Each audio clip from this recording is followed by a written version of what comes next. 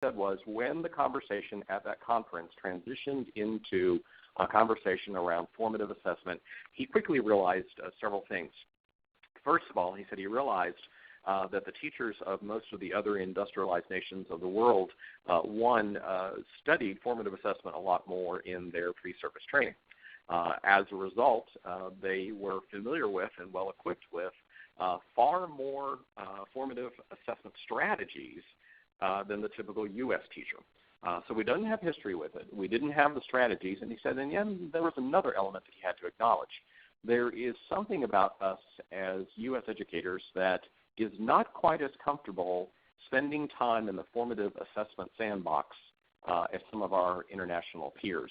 We're willing to do it for a little while, but then we want some type of validation. Okay, this is fine, but how does it rate? How does it rank? How does it measure? And so, again, there's some challenges to us. To begin to drill in, I want to spend a little bit of time, as much time as we can today, delving into the strategies. We saw the slide earlier for the William and Black meta-analysis. And I will point out, Dylan's name is spelled with a single L, though it's pronounced William. He's Welsh.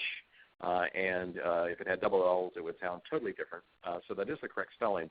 One thing to be aware of his career post that study is that basically the results were so conclusive and the potential was so great for education that for most intents and purposes, Dylan William has committed the rest of his professional career to studying formative assessment and revealing strategies that teachers can use.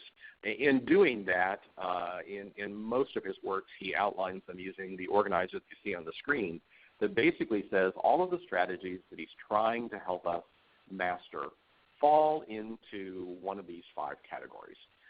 So clarifying and sharing learning intentions, engineering effective classroom discussions, questions, and learning tasks, providing feedback that moves learners forward, activating students as owners of their own learning, and activating students as instructional resources for one another. I regret that I do not have it on the screen, but again, it's at the wiki, and I will repost that now and again later with the possibility that some folks have joined a little bit later. There is a direct link in the wiki to one of Dylan's most recent books, which is titled